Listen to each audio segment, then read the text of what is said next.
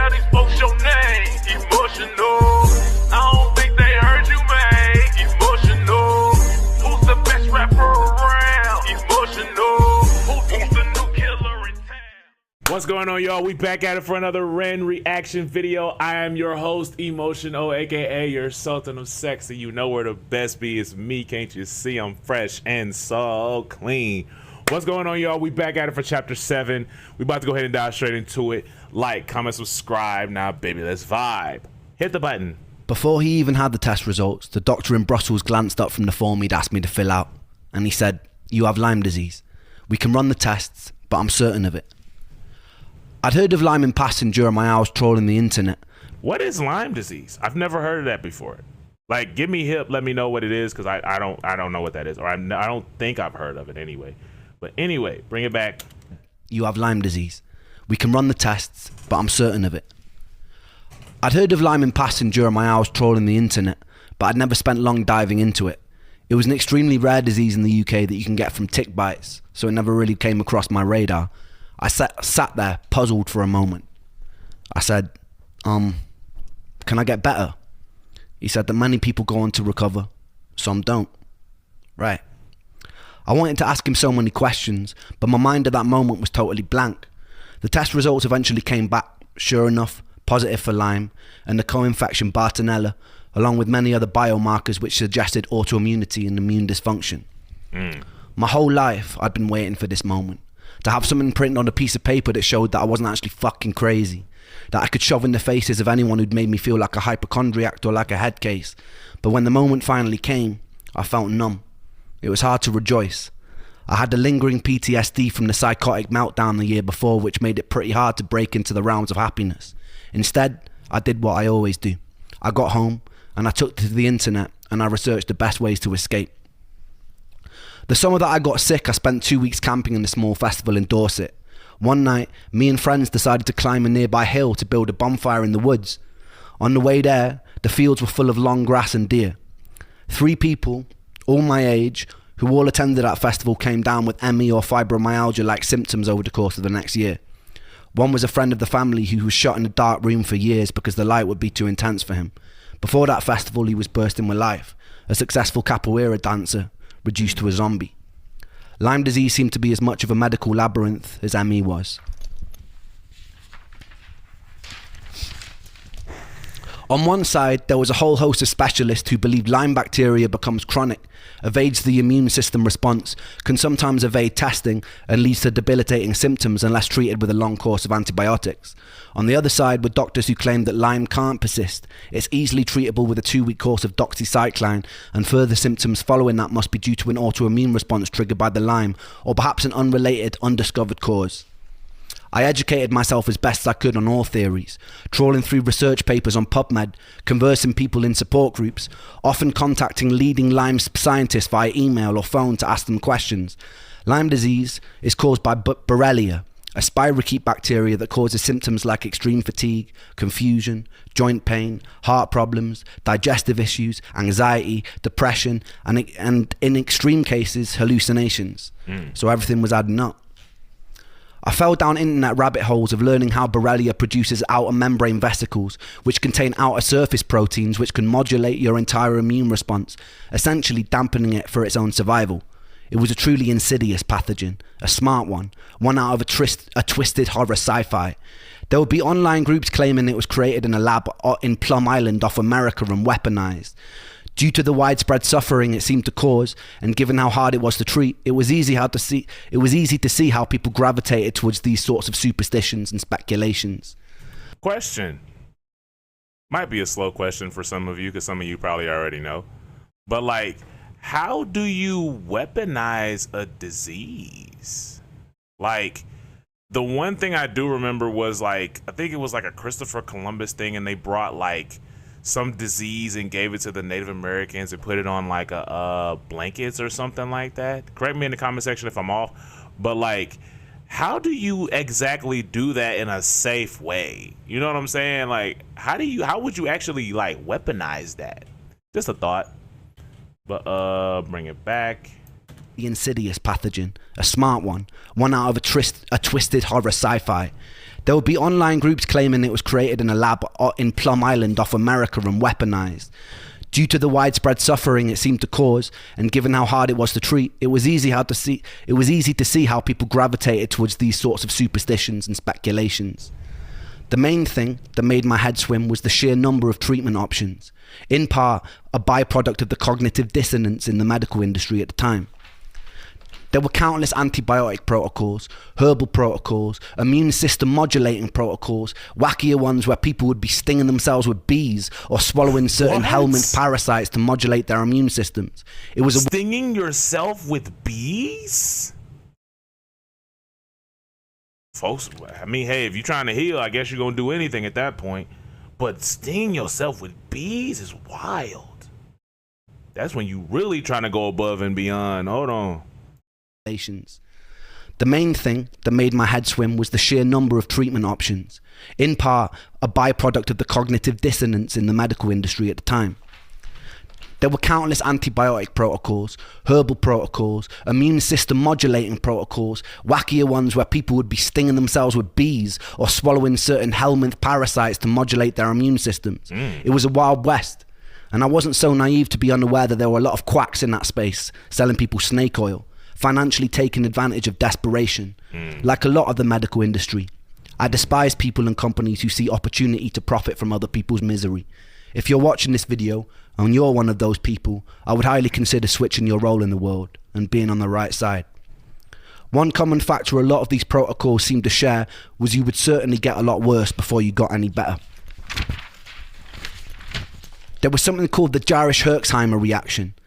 As you kill off the pathogens in your system, they release biotoxins in your body, which are eventually cleared out by your kidneys and liver. These can cause systemic inflammation, additional fatigue, brain fog, mood swings, pain, flu-like feelings. I was no stranger to these things already, but when they got even worse, it was a mental battle. I sought out as many success stories as I could, and I looked for common threads in the ones of the people who made a full recovery. It seemed like long courses of antibiotics were working for some people, but to do it safely I needed to be in the care of a specialist. The NHS were fucking useless. After multiple appointments, one with an infectious disease specialist, they told me the most they could give me was a couple-week course of doxycycline. I knew that probably wouldn't be enough. They told me chronic Lyme wasn't something that they recognised. I presented them with printouts of much of the research I'd gathered online for the most recent studies, which they dismissed. One of them told me I seemed obsessed, and they asked me if I thought about getting a hobby. I'm trying to heal, brother. Like, what you mean?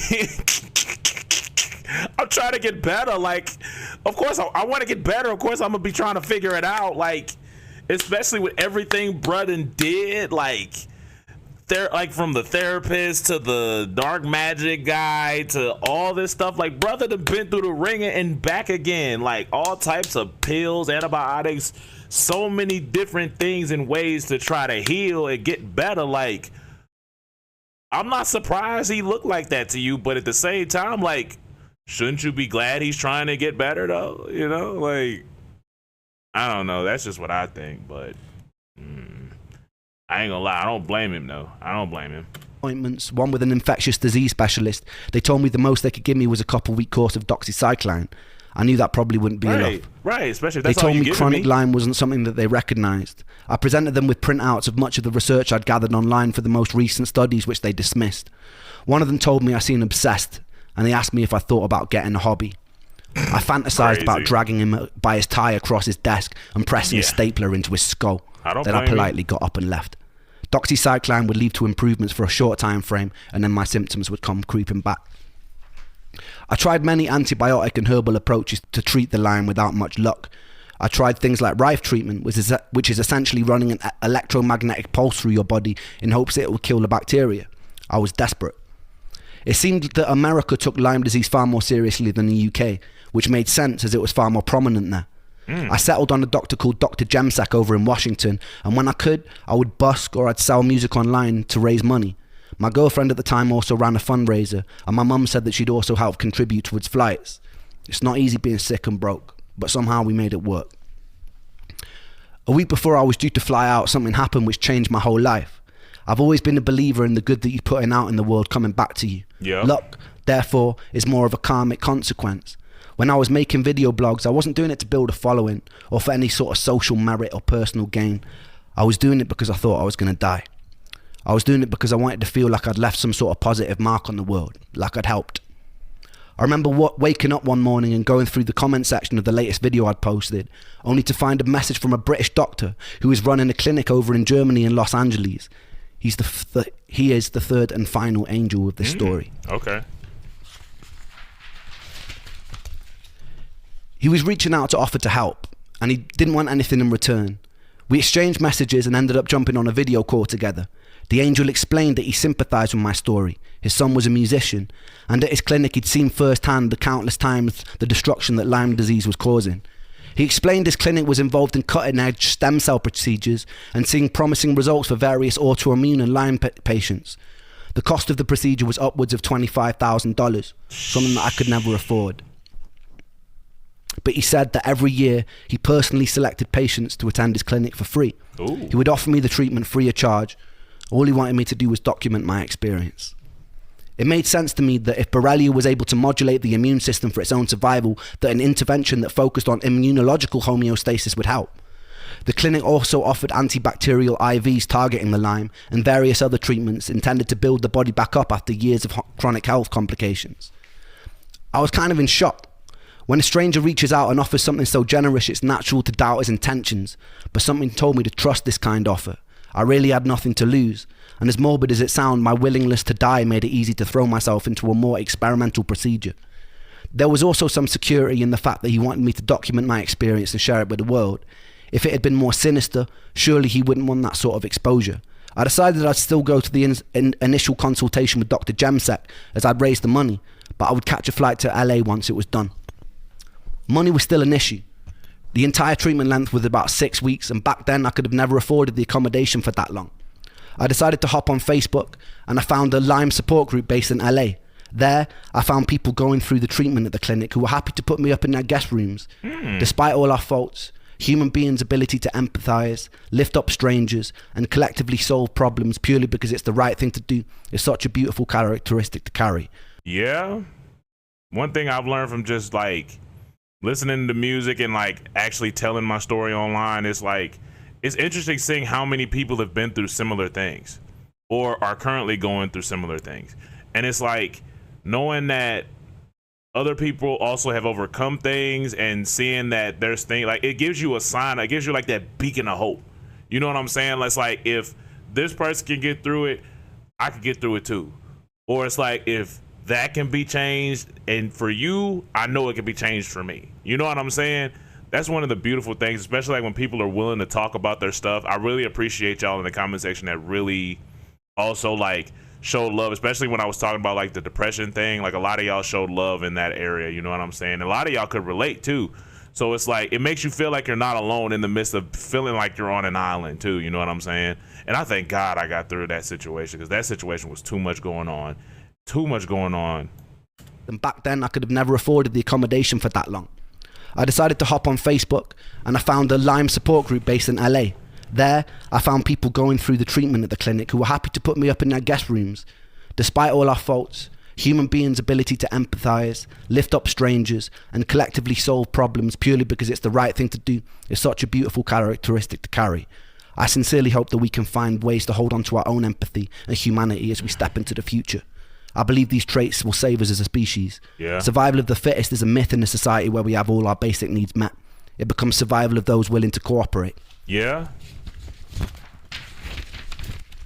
The time came and I flew out to America with Momoko, keeping me company and keeping an eye out in case my health crashed. I went to the initial consultation in Washington, D.C. They recommended that I get on a minimum of a year-long course of various antibiotics and supplements, some to be rotated.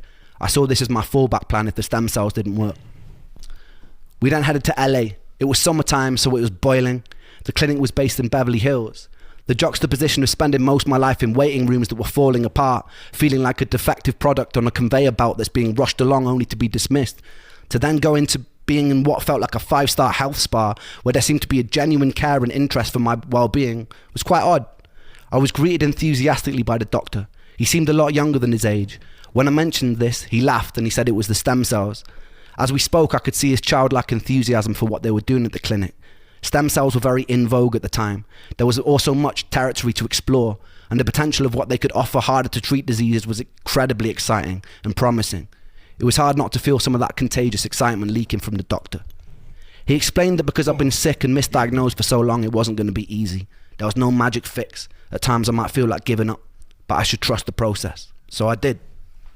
When we first arrived, I was staying on the floor of a young couple's apartment. They were just starting treatment at the clinic. Fontaine was a songwriter and he was an actor. One night he asked me if I liked bikes, and then he took me out on the back of his Harley Davidson and drove at high speed through the hills surrounding LA. It was interesting talking to Fontaine about her experience. I'd found people I could relate to online, but very rarely did I meet people in person whose experience had mirrored my own. She'd also been through the ringer of misdiagnoses, medical dismissal, left to suffer, trying desperately to claw back her own life. I started to realise this problem wasn't localised to the UK. It was global. So many people were going missing and screaming into a void. The first week at the clinic was aimed at building my body back up. I would sit for hours while various vitamins and nutrients were dripped into my body to address any deficiencies that may have occurred from years of being sick. They also offered talk therapy, lymphatic drainage massage, ways to calm your nervous system that would aid healing. I was still having to pinch myself that this was all free. I felt guilty for the people who had to pay. It wasn't easy. Occasionally I'd have an immune reaction to one of the IV drips. I didn't know at the time, but I had mast cell activation syndrome, which meant my body would become highly inflamed in response to many food, vitamins, even things like perfumes or scents from everyday cleaning products could set it off. A year later, while in the German clinic, I would be minutes away from nearly dying after going into anaphylactic shock during an IV drip. A nurse luckily caught me in the nick of time and injected me with an EpiPen. I spent a night in the emergency ward with Germans who couldn't speak a word of English, who put me on an electrolyte drip that made me feel even worse. During the second week in LA, I moved places to stay with another couple. The husband had been a prop and set designer for the Fresh Prince of Bel-Air. Hey. They were extremely generous with their time and space and became almost surrogate parents to me and Momoko. There is an unusual companionship you feel with someone who has faced similar levels of suffering as yourself, like an unspoken bridge of understanding. At the time, I was having difficulties with my girlfriend. I wanted her to come with me to LA, as this felt like a pretty pivotal moment in my life. It was a time where I really just wanted to feel safe, but she couldn't take the time off work. I think I felt a little bit funny about the fact Momoko had made the time and sacrificed her own work and she hadn't. She was being distant with me whenever we spoke on the phone, which frustrated me more and more. We ended up arguing a fair bit. I think this is the beginning of seeds that would soon grow into finding it extremely difficult to be in relationships in general. I usually feel pretty unlovable, extremely isolated, very antisocial. I felt alienated, often bitter that most people go through their lives not knowing what it's like to hurt every day. That they didn't appreciate the freedom their bodies allowed them as they should. To be alive and to not hurt is a blessing. To be alive and not hurt is all I want. The day of the stem cell transplant finally arrived, and I was nervous, as you would be getting a giant fucking metal rod shoved into your skin. The doctors offered me an anti-anxiety med, and I was never one to turn down free drugs. With autologous stem cell transplant, they take cells from your own fat, centrifuge them, and then do some magic science shit and then feed them back to you in an IV. Magic science? To acquire these cells, they have to do liposuction. The issue was I was already skinnier than a shadow on a cloudy day. Great. They would usually take the fat from the stomach, but as I had virtually no body fat, they had to go in through the back near my coccyx. They spent about 20 minutes sawing away at your insides and separating your muscle from fat. Then they inject you with a liquid that breaks it down and they suck it back out, fresh for the stem cell harvest. There's a video of me drugged up and laughing as a needle as big as my forearm gets rammed into my back.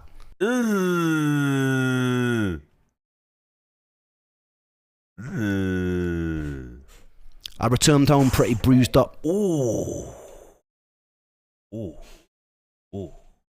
Yeah, that's a lot. That's a lot. But full of hope. Like they're digging for gold. And so I'm pretty kind of bruised up. I've got these two little holes here where they took the stem cells out and they put them back in my arm. You can't really see on this camera because the light's too much, but I've got more holes in my arm than a Scottish heroin addict. I'd met people at the clinic who were further along the process than me, who were singing the praises of how much better they felt. For the first 3 months I didn't really notice much, but I was told it would take time. I was already doing somewhat better from the 6 weeks of IVs. It's an unusual psychological space to be teetering on the precipice of hope that your whole life could change. There's a certain tension and a certain excitement that comes with that. I was also having big problems with my girlfriend at the time. I'd found out some things that had really shaken my trust. In retrospect, I should have just walked away then and there, but I held on because part of me blamed myself. In my sickness, I held people at a distance, so I felt like I deserved negative things. We would fight a lot. The health problems added a whole new dimension to something. Hold on, he said something. Let me make sure I get it right. Shaking my trust. In retrospect, I should have just walked away then and there, but I held on because part of me blamed myself.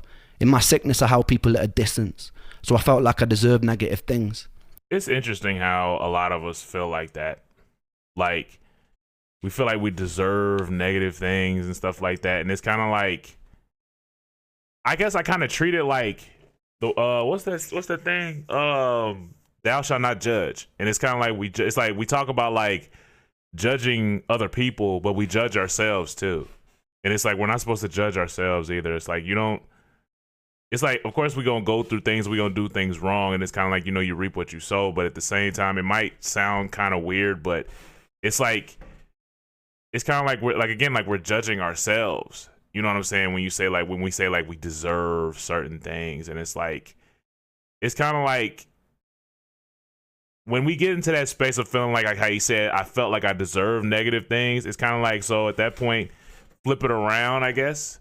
Kind of like more so trying to, I guess, look at it from a glass is half full is like, then you should deserve positive things too, right? It's like, why do we focus so much on the negative? You know what I'm saying? It's just a thought. Like, why do we focus so much on negative things and not, like, it's so much easier to focus on the negative too. Like, why is it easier to focus on negative than positive? It seems like not even just like an individual thing, but it seems like it's a worldly thing too. Like, why do we focus so much on the negative? Like, why do the negative things get more views? Why do the negative things get more media attention? You know what I'm saying? Versus like versus like if it's something good that happened, it's like you don't really get the views and stuff like that. But it's like, I personally don't agree with like when we feel like that, even though I felt like that before too. It's like, I don't think that we necessarily deserve negative things to happen to us. That's just how I look at it. But take it with a grain of salt, you know what I'm saying? But anyway, For the first 3 months, I didn't really notice much, but I was told it would take time. I was already doing somewhat better from the 6 weeks of IVs. It's an unusual psychological space to be teetering on the precipice of hope that your whole life could change. There's a certain tension and a certain excitement that comes with that. I was also having big problems with my girlfriend at the time. I'd found out some things that had really shaken my trust. In retrospect, I should have just walked away then and there, but I held on because part of me blamed myself. In my sickness, I held people at a distance, so I felt like I deserved negative things. We would fight a lot. The health problems added a whole new dimension to something that would be hard for any couple. I couldn't trust that she loved me as much as she said she did because of certain things that I found out. A few months after the transplant, me and her decided to get away from everything and stay with a mother on the south of Spain. One night, we were sat on the grass, looking up at the sky, being surrounded by avocado and lemon trees. It felt like we were in some sort of Eden-like paradise. She asked me to marry her. It was her way of proving that she loved me and would always love me. And I said yes, but I meant no. Even when we went to pick out rings, I just felt scared. I lost the ability to trust love. I don't fully blame her for that. She was an awesome person trying to navigate a complicated situation. I blame my sickness. My sickness was an inseparable from me, and so I blame myself. After about a month of being home, she sat down with me one day and told me she decided to move to Australia for a year. She told me it wouldn't change anything between us. I had my doubts. I would too. Despite the additional stress in my life, something amazing was happening. About 4 months after the stem cell transplant, I noticed the desire to leave the house. I noticed more colour in my skin. I joined a gym that was a 3-minute walk from my house. I started working out for the first time in years. Music started pouring back into my life. I was singing more. I was producing more. And this was all leading up to my favourite chapter so far.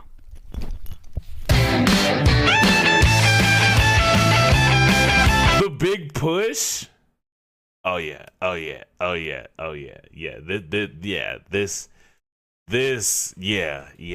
That's lit. That's lit. Wait, and the Sam Tompkins thing too? Oh, okay. Question also, I could have sworn one of y'all commented something about this too. Is it true that the big push is supposed to be doing something again? Let me know, because I could have sworn one of y'all commented that the big push was supposed to be coming back together for something or something like that, like a show or something. Let me know though.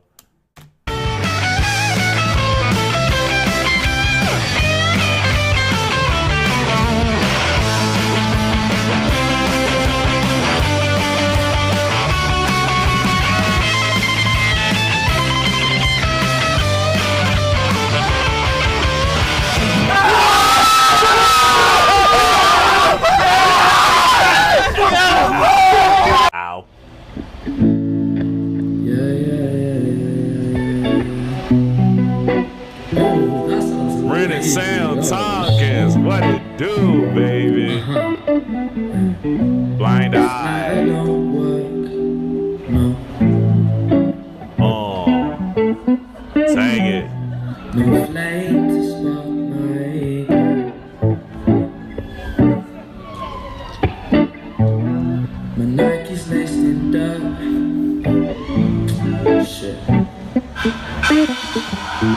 I feel like I'm treading All right. on my own soul. My headphones only working on the left side, but I try to live the right life. My eyes wide and I strive to stop my demons gripping from the inside. This road is dark and I can't find the batteries for my flashlight. I'm blind-eyed and I'm tired. All right. Ren, go. Go ahead.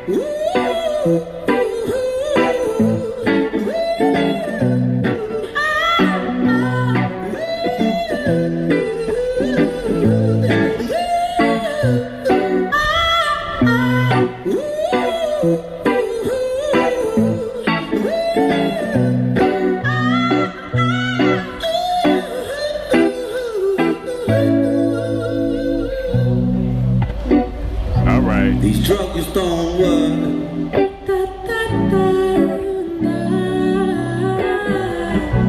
The pain, it takes control. Blood-stained shirt. Hey. I feel like I'm always being chased by the devil. Yo, I try to talk, but I can't seem to get my spoken words right. And I try to keep my stutter alive. In this life, it can't be ish right. Cut you like a flip knife, twist and make you sick, right? And I like them. I like them in that corner. Though that's my vibe right there. You know what I'm saying? That's my vibe right there. Like, not afraid to dance, have fun, get jiggy, like dance outside like you in a room by yourself, like nobody watching, like just doing it and living your life, having fun for yourself and just enjoying the music. You know what I'm saying? Like, I love when people can just do that, especially when I see them in these like busking videos. You know what I'm saying? When like the crowd is really into it. You know what I'm saying? I love that. I love it. I love it. I love it. Because I personally haven't seen a person, well, except for in maybe like New York or something, but like where I'm at, like I have never seen like artists that are busking that are actually drawing a real crowd. You know what I'm saying? I don't think I've seen an artist do that. But anyway, y'all better dance. so I redirect the calls from my phone. I learned so many lessons from depression, but in essence, I'm just wishing that these bad thoughts were gone.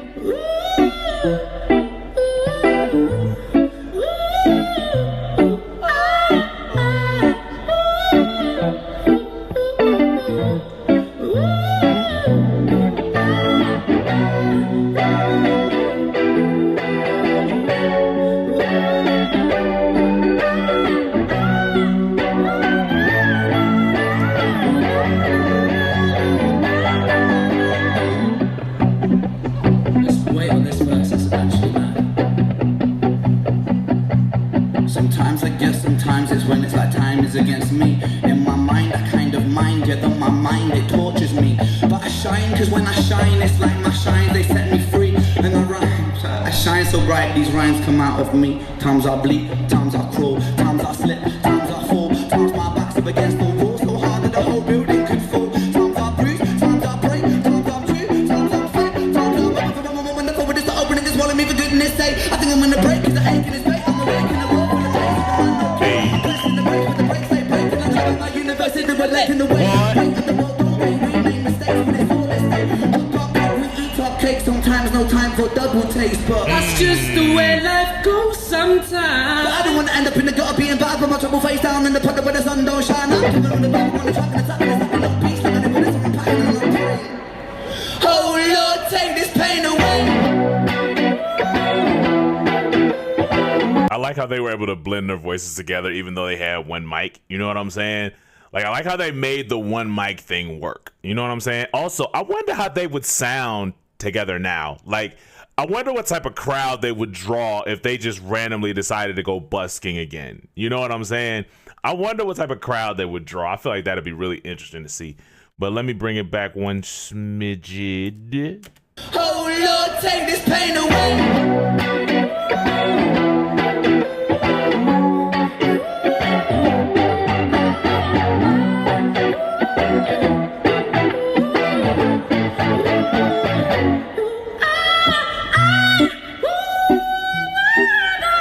Come on,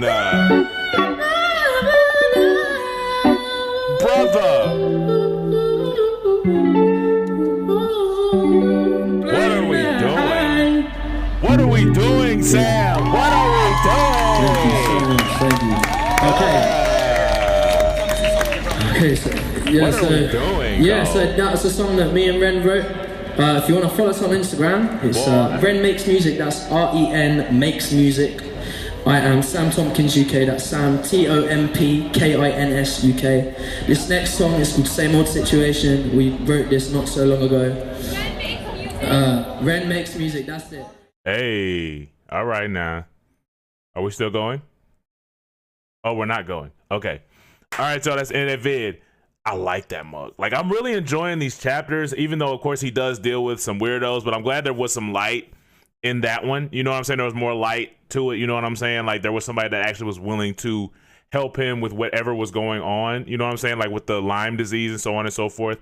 But, yeah, it's like, again, like, you know, you got the doctors that really care about you, and you got the ones that are just trying to get a paycheck. You know what I'm saying?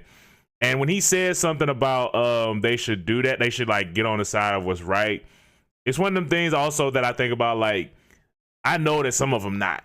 You know what I'm saying? Because it's like the money too good. You know what I'm saying? Like they want that paycheck. You know what I'm saying? It's a lot of money in pharmaceuticals. I think that's the right word. There's a lot of money in like being in medicine and whatnot. But so it's like a lot of them doing it for the check. But they, at the same time, shout out to the doctors, like I've said before, like that are actually doing it because they actually care about people and want to see the betterment of mankind. You know what I'm saying? Because we need doctors that genuinely care and those that are not the ones that are just doing it for the check. You know what I'm saying? But anyway, I'm thinking about it here, y'all. Peace, easy, baby. Lay ya.